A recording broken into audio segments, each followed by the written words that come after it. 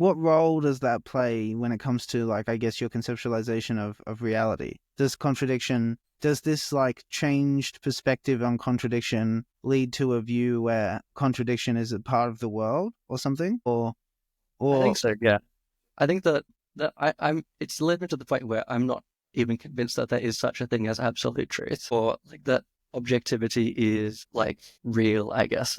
Obviously, I don't think that I'm not. What's it called when you believe that everything is subjective? I can't remember that.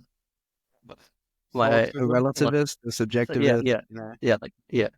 So that I would say that it's not an accurate representation of my beliefs, but I also am not convinced that there is some objective thing which exists. And I've even like in the past joked that like referred to the sort of there's like this aspect of it that I can't describe with language. So there's like the space between true and false. Like there is a clear defined boundary between these two values, and even just in language in general. Like we differentiate between different words and see them as like distinct things. But there's no, the boundary does, we wouldn't say that the boundary actually exists. Like the thing that the boundary is surrounding, we say exists, but the boundary itself doesn't exist. And yet it is able to keep these things distinct. And so I found it very interesting to try and, I guess, understand what that boundary actually is. And the only satisfying conclusion that I came to is that the boundary doesn't